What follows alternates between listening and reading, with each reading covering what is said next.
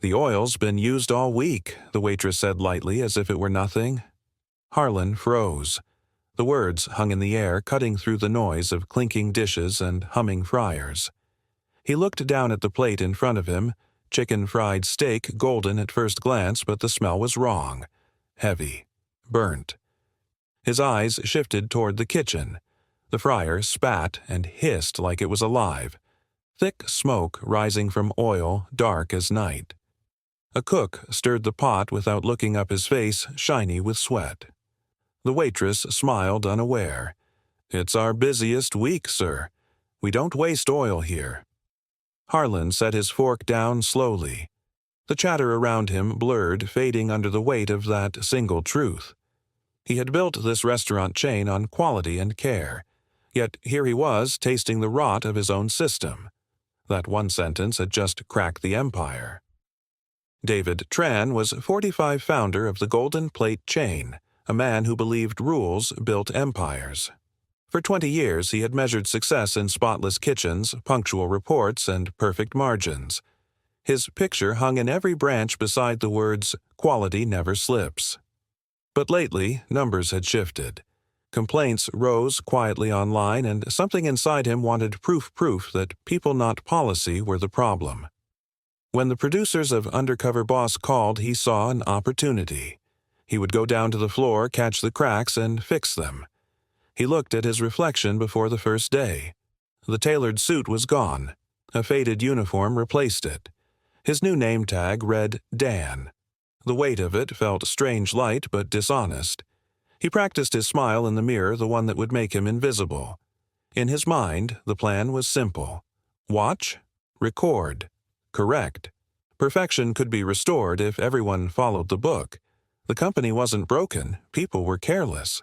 As he left headquarters, he glanced once at the glass doors with the golden logo he had built from nothing. The sun caught it shining back like pride itself. He thought he understood what leadership meant. He was wrong, but he didn't know it yet. The branch sat on the edge of the city, a place forgotten by the new marketing videos and polished audits. David. Now Dan walked through the back door where the air was thick with heat and the sound of metal scraping pans. One glance told him they were short-staffed. 2 servers darted between tables, a cook shouted for help, and no one looked up long enough to notice him. A woman with tired eyes and a steady smile approached. "You must be the new guy," she said. "I'm Linda. Stick with me and you'll survive the rush." Her voice carried the kind of kindness that didn't need training manuals. He followed her to the kitchen.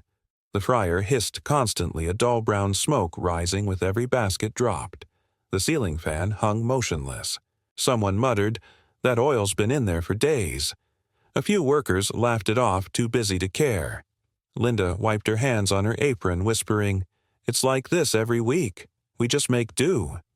She gave him a half-smile that said more than words could, resignation mixed with pride.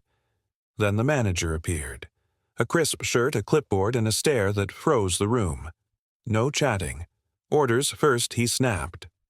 The staff fell silent, eyes down. David nodded, pretending to obey.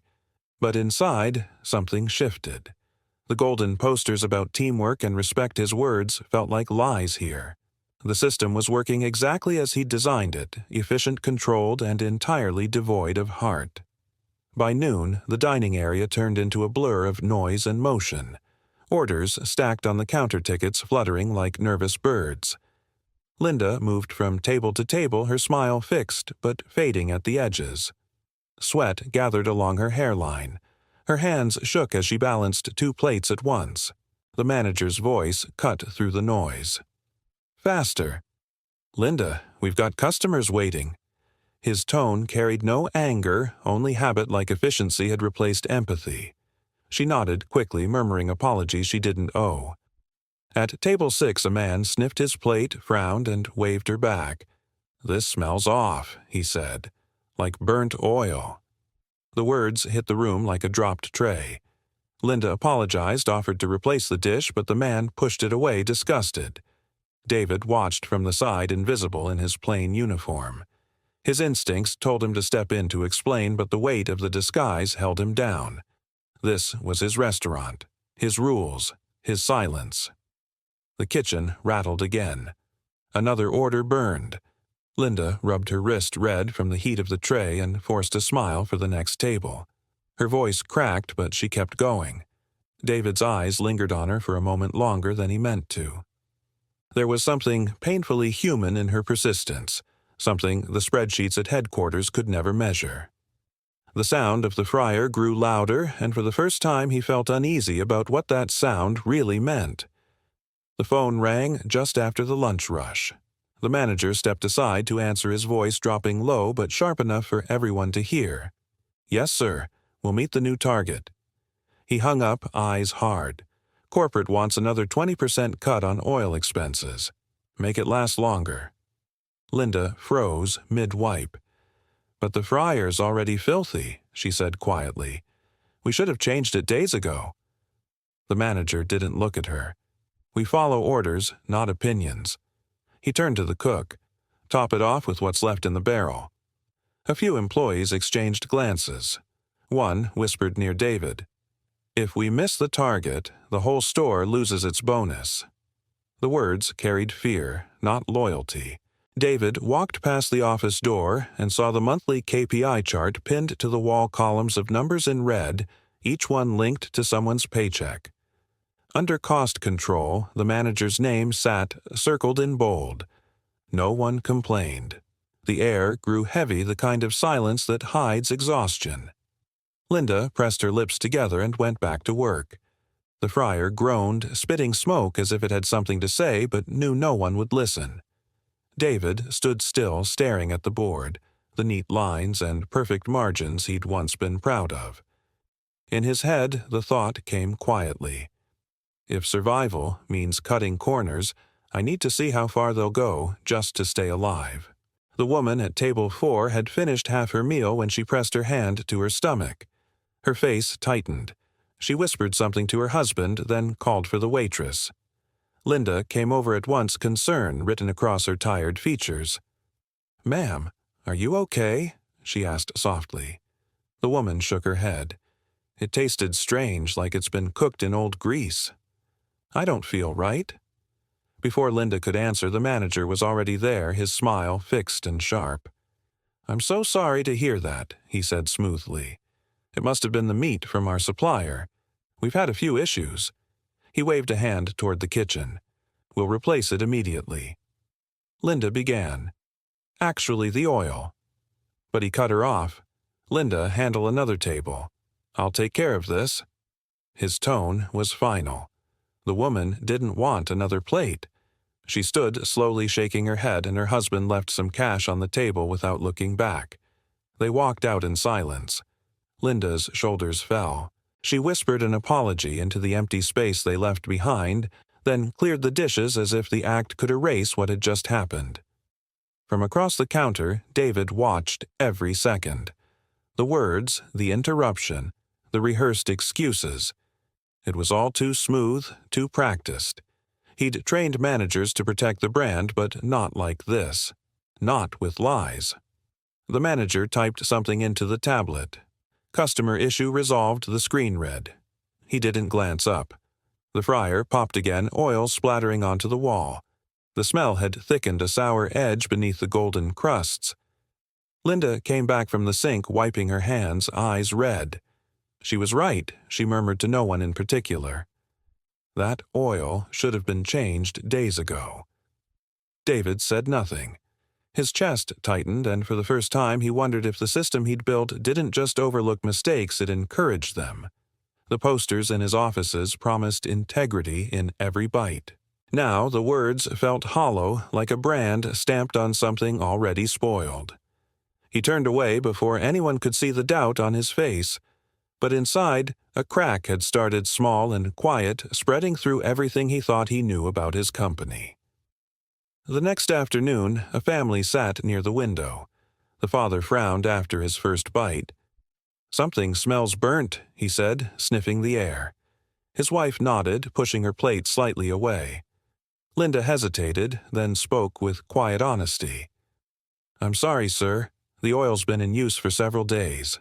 That's probably the smell." The father looked surprised but calm. "Then maybe it's time to change it," he said lightly. Before Linda could respond, the manager appeared out of nowhere, his voice clipped and cold. "Linda, step aside. I'll handle this."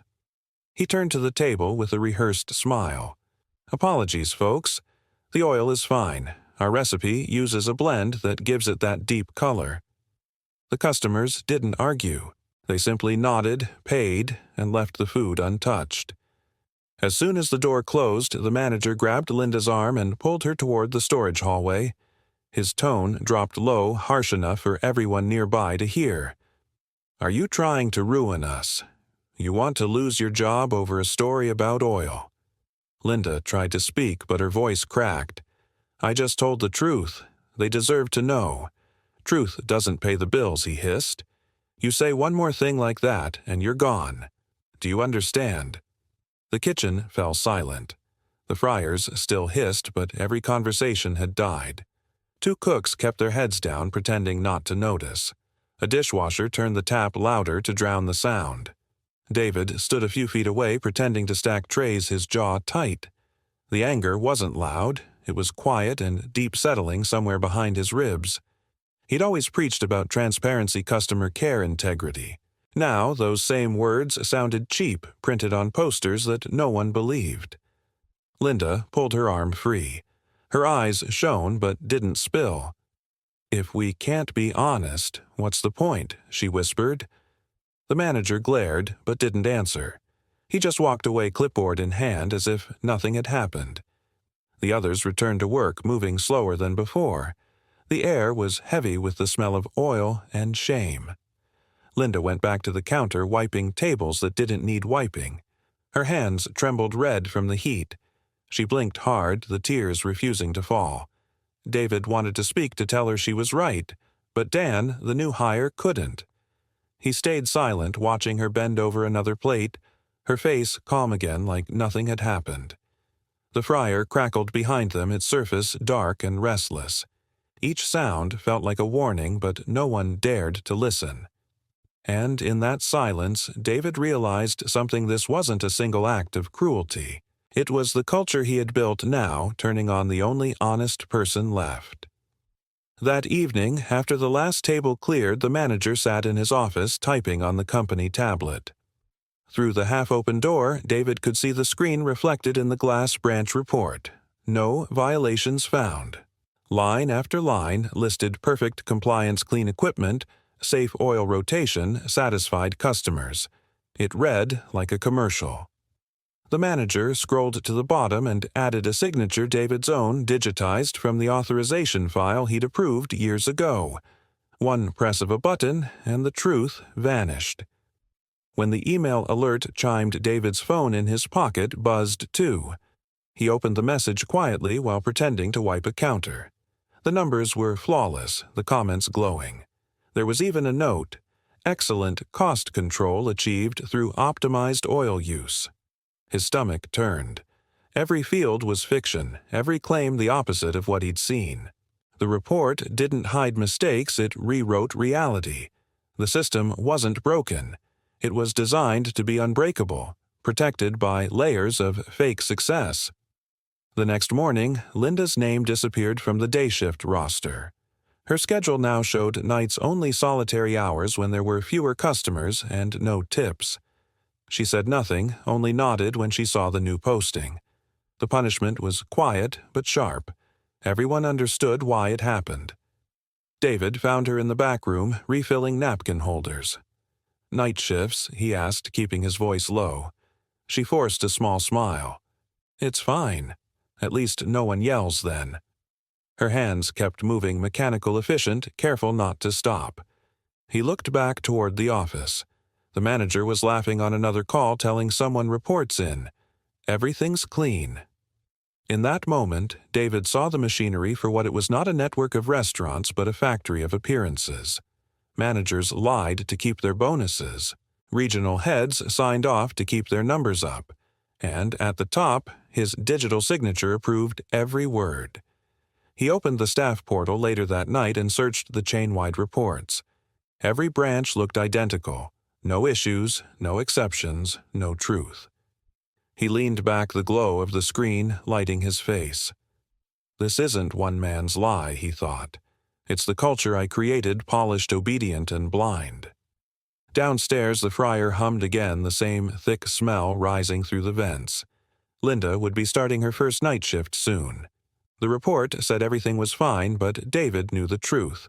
The only thing truly spotless in his company was the paper trail. The heat in the kitchen felt heavier that day, the air thick with oil that had lost all color. The rush had slowed, but no one looked relaxed. Linda stood by the fryer, a basket of chicken ready in her hands, staring at the dark liquid that hissed below. "We can't keep using this," she said, her voice steady but tired. "It's not safe. It's not right." The manager didn't look up from his clipboard. "Customers are eating, aren't they? Nobody's complaining. Don't make things complicated." "It smells burnt." She pressed louder now. "People are getting sick and we're pretending it's fine." He sighed, rolling his eyes. "You worry too much. You want to waste oil worth hundreds a week just because you feel bad. Grow up, Linda." She lowered the basket into the fryer anyway, the oil snapping violently. A droplet flew up and hit her wrist. She flinched, gasping.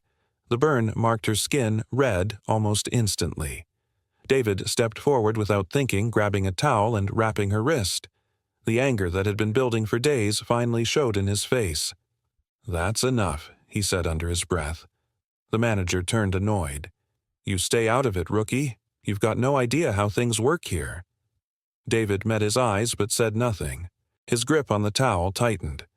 Linda pulled her hand back gently, her voice small. "Don't. It's not worth it." The kitchen had gone quiet. Even the cook stopped moving for a moment, waiting for the next explosion. Linda looked at the fryer again, then at the manager. "No one cares," she whispered. "Not about the customers. Not about us." Her tone wasn't angry anymore, it was empty, the sound of someone who'd run out of hope.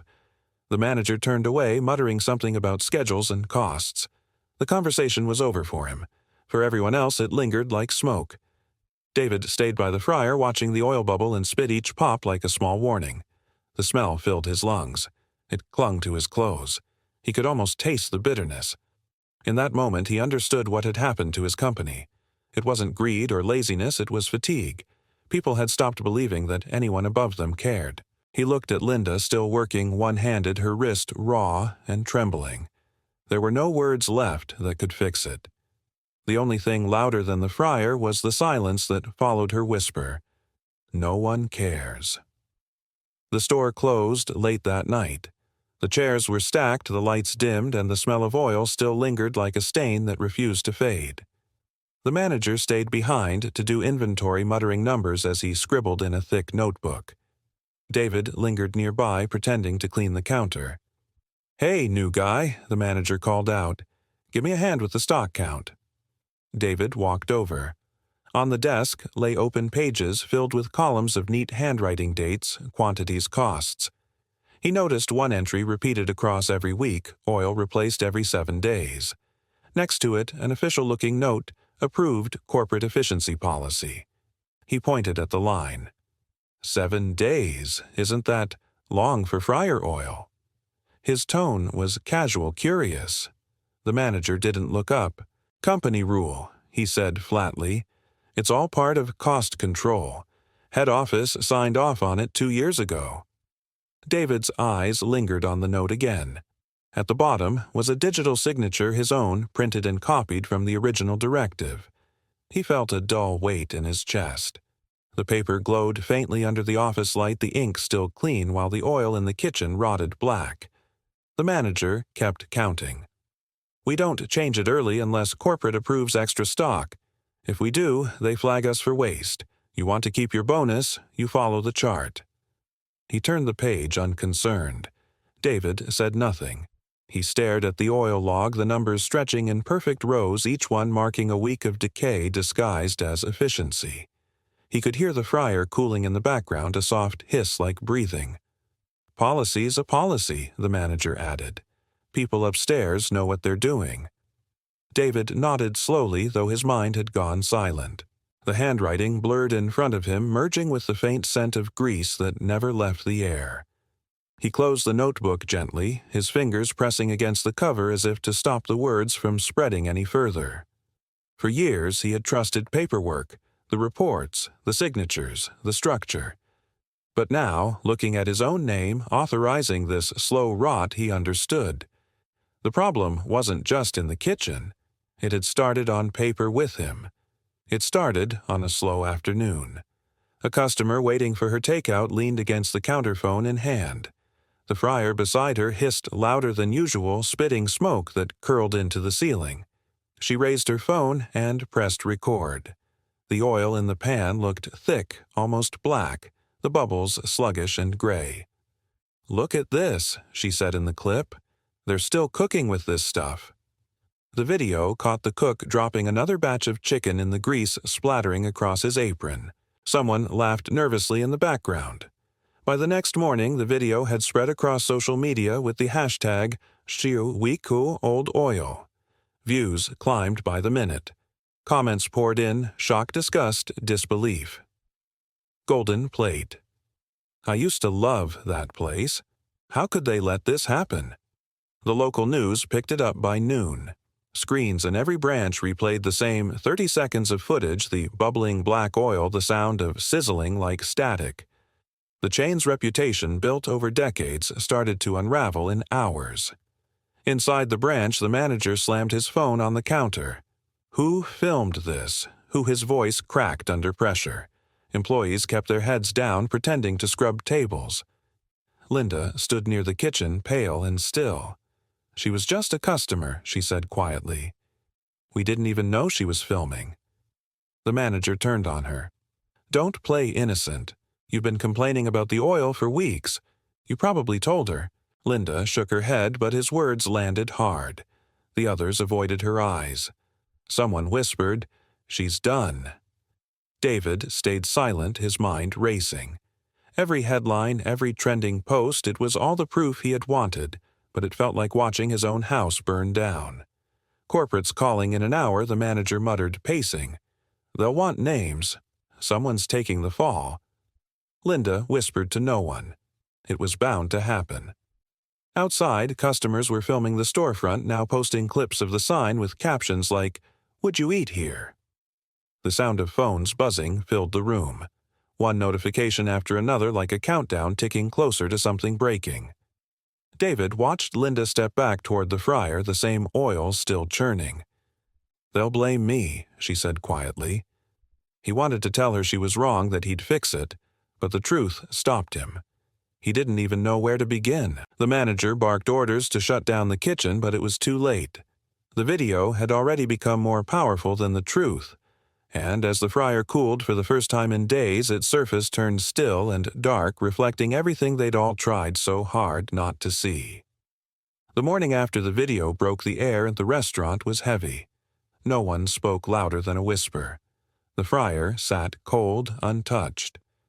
Linda stood by the counter, a folded piece of paper in her hand. Her eyes were tired, but there was no anger left in them. She walked to the office door and placed the letter on the desk. "It's my resignation," she said quietly. "I can't keep serving food I wouldn't eat myself." The manager didn't look up from his phone. "You're making a mistake," he said flatly. "You'll regret this." Linda smiled faintly. "Maybe. But I can't watch customers get lied to anymore." David stood by the doorway, his apron still tied the disguise, suddenly feeling heavy. "You don't have to leave," he said. "Things will change. I'll make sure of it." She looked at him, puzzled by the certainty in his tone. "You're a good man, Dan," she said, using the name she knew. "But good doesn't last here. Truth doesn't pay the rent, and it doesn't feed my son." Her voice wavered for the first time, but she didn't cry. She untied her own apron, the fabric stained from years of grease, and laid it neatly on the table beside the resignation letter. David wanted to tell her everything, that he wasn't Dan, that he had the power to fix what was broken, but the words refused to come. His silence made him part of the lie she was walking away from. Linda glanced once more at the fryer, now clean but empty. "It's strange," she said softly, "how quiet it gets when no one's cooking. Feels like the truth finally showed up and everyone left the room. She turned, gave him a small nod, and walked toward the back door. The sound of her steps echoed in the stillness. No one followed. David picked up the apron she'd left behind. The fabric smelled faintly of smoke and detergent. It felt like holding something alive that had just stopped breathing. He folded it, carefully staring at the empty space she'd filled every day. The hum of the refrigerators filled the silence, a low reminder that the business would keep running without her. But for the first time he understood what it had lost. Not a worker, but the only person who still believed honesty belonged in the kitchen.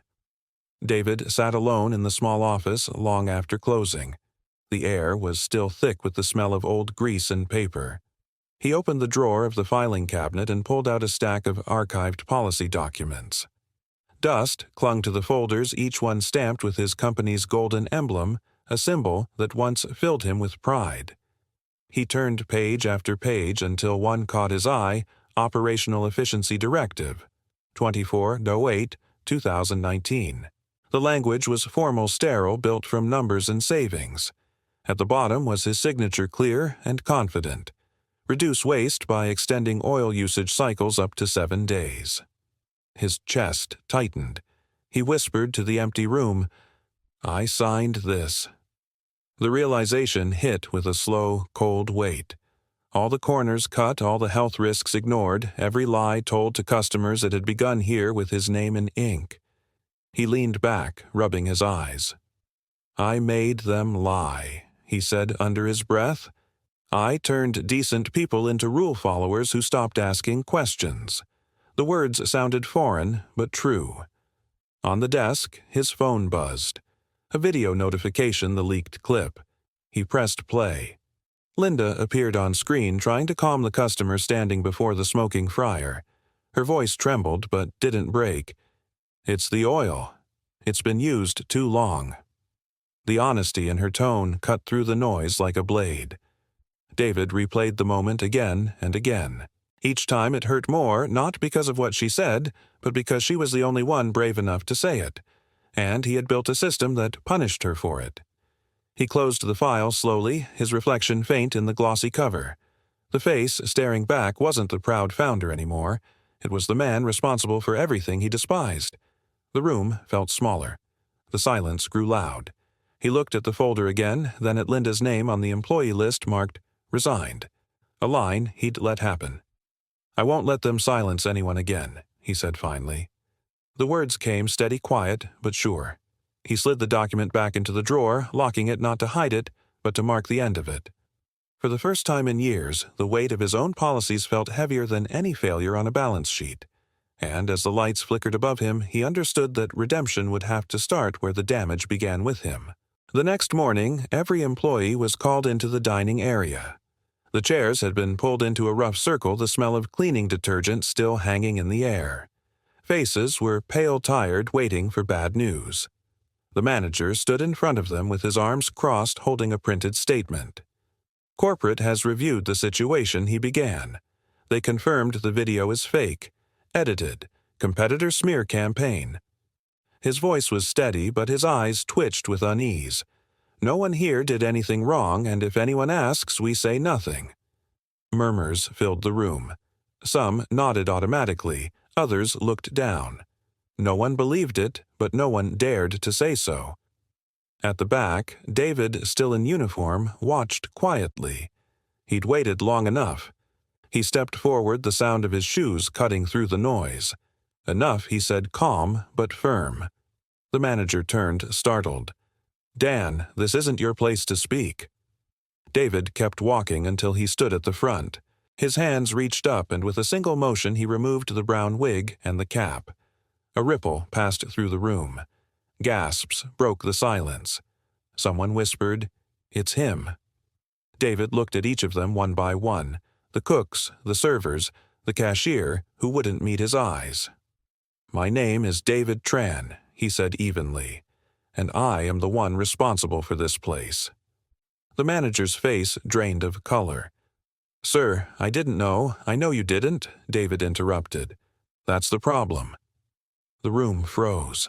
Even the hum of the refrigerators seemed to stop. He could feel the weight of their fear, the confusion in their eyes. He turned toward the staff. "You've been following orders, doing exactly what the system asked of you. And that system was built by me. I came here to find who failed us, but I found the truth instead." No one spoke. Linda's empty spot in the lineup was impossible to ignore. David's voice softened, though it carried further than before. "I saw how hard you work. I saw what you endure. And I saw how my rules made it impossible for you to do what's right." The manager tried to speak, but his words faltered. David shook his head gently. "You're not the villain here. I am." Silence followed, heavier than accusation. What had begun as a meeting for damage control had turned into something else, a reckoning. For the first time, the people in that room saw their boss not as an untouchable name on a memo, but as a man standing in the mess he'd created, willing to face it. David placed a tablet on the counter and pressed play. The room dimmed as the screen flickered to life.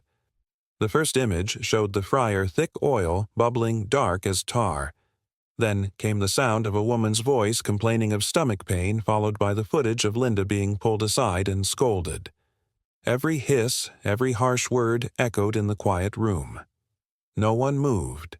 The cooks who had spent years ignoring the smell, the servers who'd laughed off the rules, all stood frozen, their faces pale in the blue light. A few covered their mouths. One young boy near the register began to cry. David let the video run to the end. Then he looked up. "This is real," he said softly, "and it's not the fault of the people standing here. It's mine." He took a breath that sounded heavier than words. "I signed the policy that allowed this. I told headquarters to save money. I made it acceptable to trade integrity for numbers." The manager stared at the floor, shaking his head. "We just followed what the handbook said," he muttered, voice barely there. "I know," David replied. "You did what you were told. You did what I built." He paused, glancing at the screen still frozen on Linda's face the moment she tried to speak, and was silenced. "That's what our system does," he said. "It teaches people to shut up when something's wrong." A woman near the back whispered, "She was just trying to help." David nodded slowly. "And we punished her for it. All of us." The silence that followed wasn't empty, it was full of the sound of shame.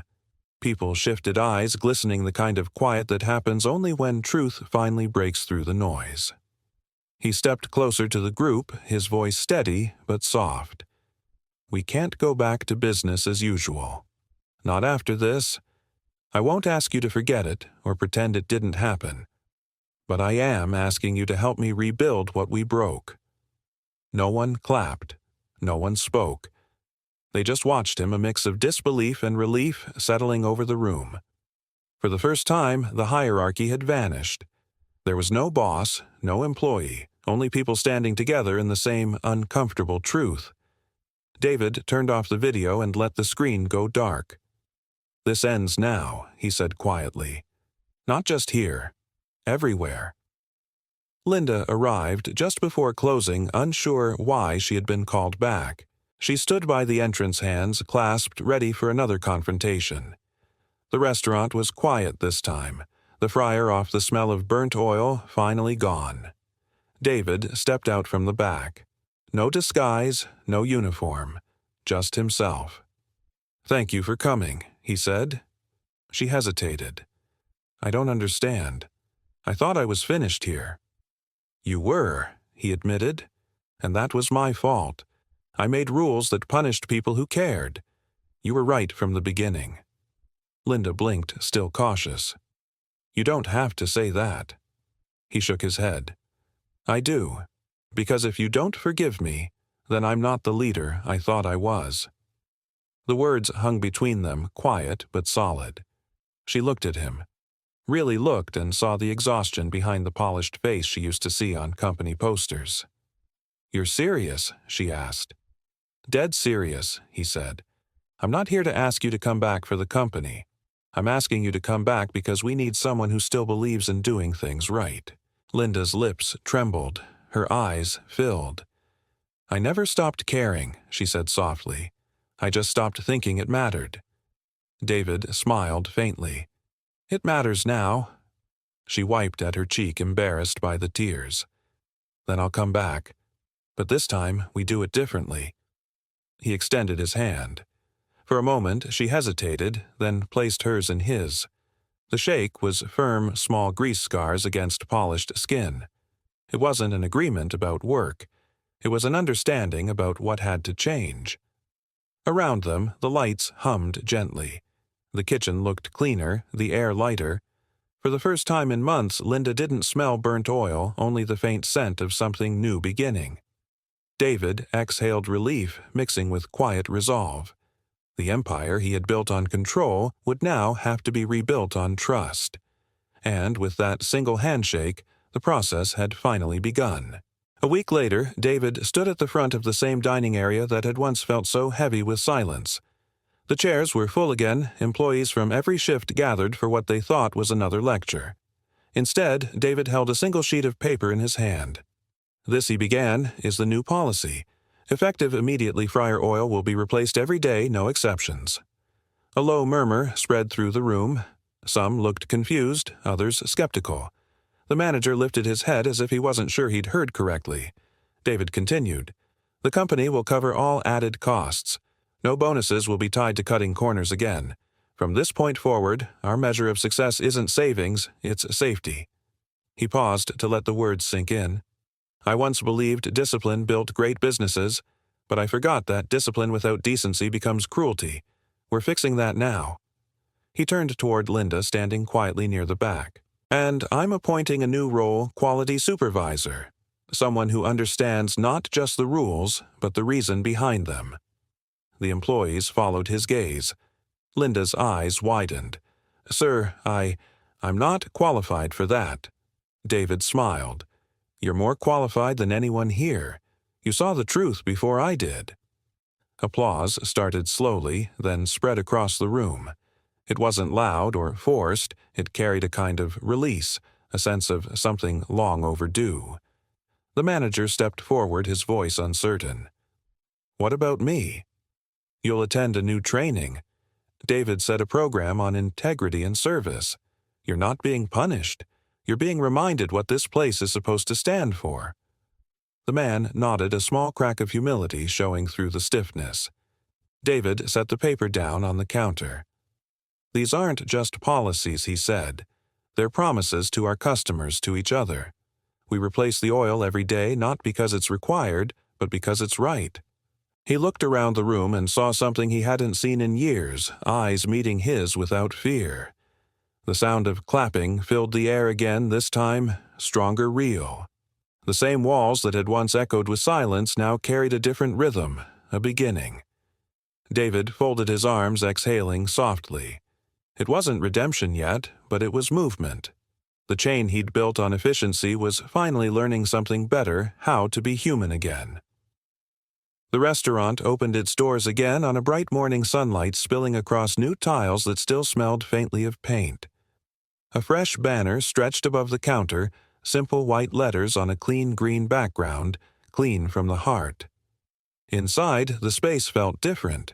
The walls had been scrubbed, the light softer, the air clear. The fryer in the corner gleamed silver, filled with new oil so clear it reflected the ceiling lamps. Linda stood beside it, sleeves rolled, focused, calm. She lowered the basket slowly. The oil hissed golden bubbles, rising like a quiet celebration. For the first time in years, the smell wasn't bitter. It was crisp, clean, alive. A few employees gathered to watch, smiling as though they were witnessing something sacred.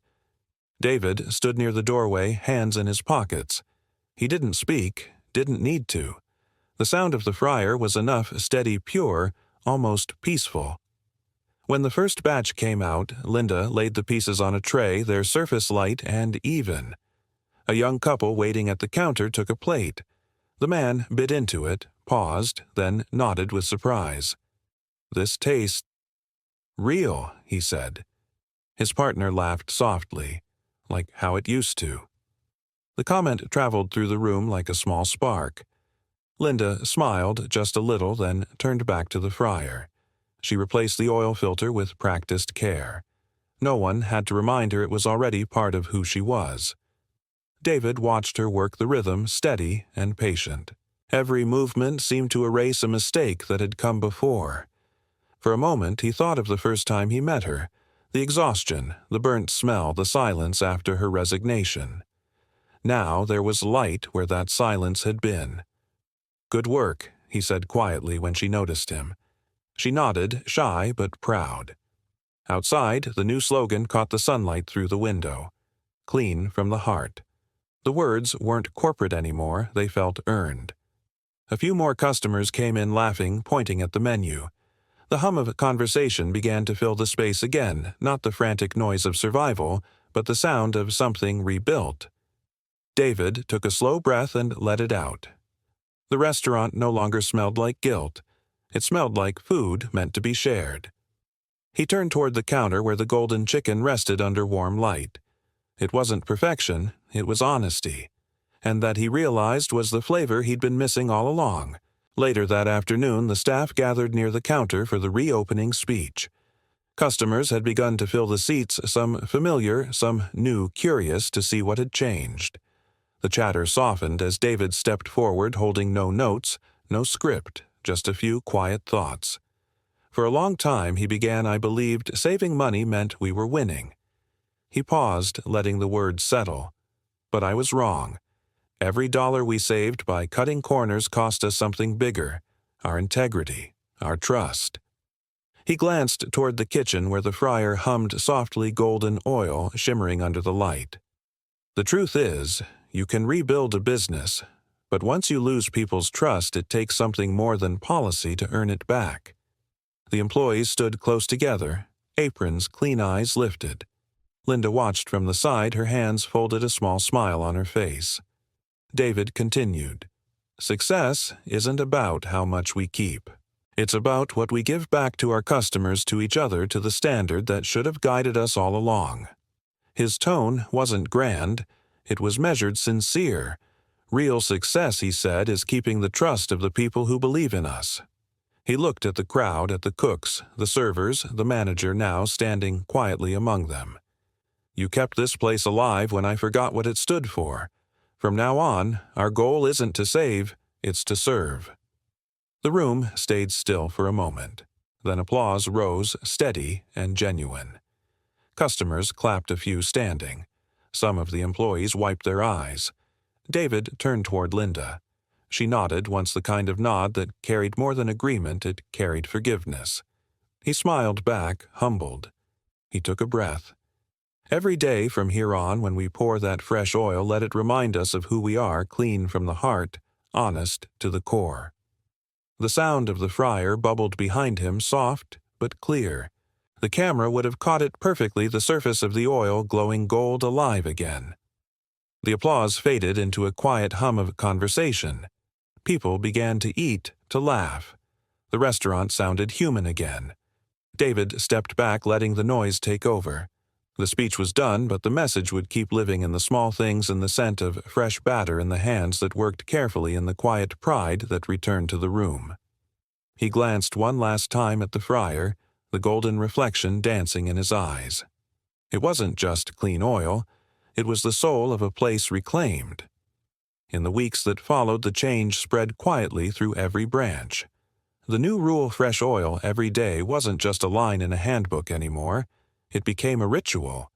Each morning, cooks poured clean oil into silver fryers, the sound gentle but full of meaning. The air in the kitchen smelled lighter, like something honest had replaced what was old. Across the country, customers began to notice. "Tastes different," someone said.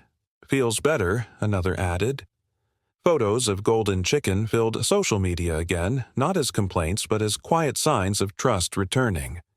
David watched the reports roll in from his office this time. Real numbers, imperfect but true. He no longer looked for perfection.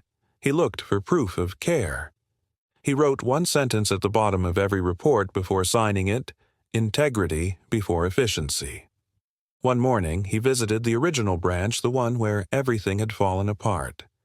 The walls had been repainted, the staff smiling again. Linda was there, standing beside a small notebook on the counter. She flipped it open and wrote on the first page, "Day 1, clean oil." Her handwriting was neat, deliberate. David smiled. Still keeping track, he asked. She looked up. "Just a reminder," she said. "So we never forget how easy it is to slip." He nodded. "Good. Keep it that way." Later that day, as customers filled the tables, the restaurant buzzed with the kind of energy that couldn't be faked. The sound of laughter mixed with the quiet sizzle from the fryer, steady golden alive. Somewhere in the back of his mind, David's voice echoed the words he'd learned the hard way. In business, the real mistake was never the oil. It was greed, the hunger to take more than we should. The camera would have lingered on his face thoughtful, then drifted to the kitchen where Linda poured the last of the clean oil into the fryer. Light caught the surface, turning it to liquid gold. A line of text appeared simple and unadorned. "Honesty never goes out of style." David stepped outside into the afternoon light. Through the window he saw customers eating, smiling, unaware of how much had to break for this piece to return. He took one long breath, and for the first time it didn't taste like smoke. As the scene faded, his voice carried softly steady as a promise. "If you still believe in doing what's right, even when it costs more, even when no one's watching, share this story. Let it remind us all that integrity isn't outdated. It's the only thing that keeps us human." The sound of the fryer rose once more in the background, clean, rhythmic, unburdened. The screen turned warm with light, leaving behind only the words that had rebuilt everything, clean from the heart. Always.